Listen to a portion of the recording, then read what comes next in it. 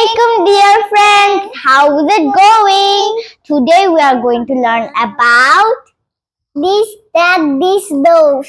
Good!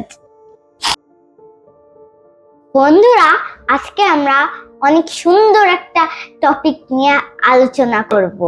তোমরা কি অপেক্ষা করছো? কি টপিক নিয়ে আলোচনা করব? খুবই দরকারি। আমরা মাঝে মাঝে কথা বলার সময় আর লেখার সময় ভুলে যাই। কখন দিস ব্যবহার করতে হয়, কখন দ্যাট ব্যবহার করতে হয়, কখন দিস ব্যবহার করতে হয়, কখন দোজ ব্যবহার করতে হয়। কিছুদিন আগে আমারও খুব সমস্যা হতো, কিন্তু বাবা একদিন শিখিয়েছিল, আর কোনোদিন ভুলি না।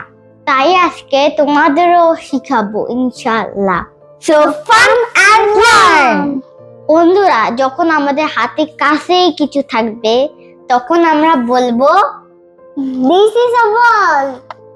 Good.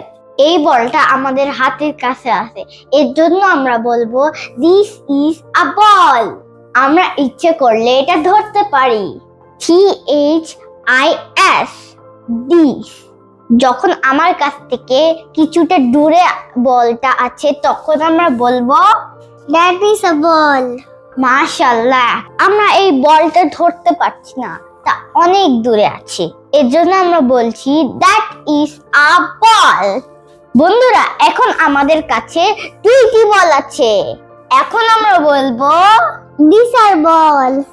বন্ধুরা, যদি এখানে একটা বল থাকতো তখন আমরা বলতাম this is a ball, কিন্তু এখন দুইটা বল আছে বা অনেক সময় আরো বেশি থাকতে পারে, তখন আমরা বলতে পারি these are balls. একটা বল থাকলে this, আর যখন দুইটা বল থাকে তখন আমরা বলতে পারি this, the. কখন আমরা those ব্যবহার করব?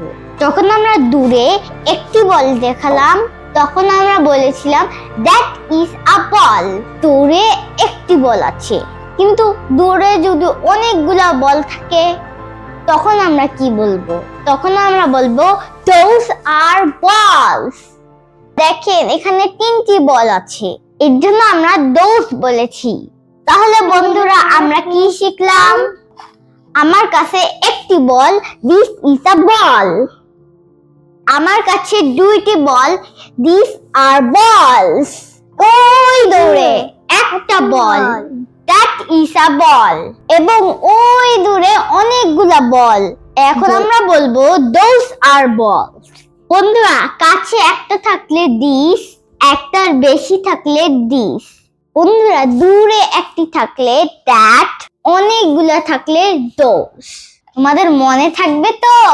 সবাই ভালো থেকো, সুস্থ থাকো, আল্লাহ হাফেজ। আর আমাদের ভিডিও ভালো লাগলে তোমরা লাইক করবে আর শেয়ার করবে।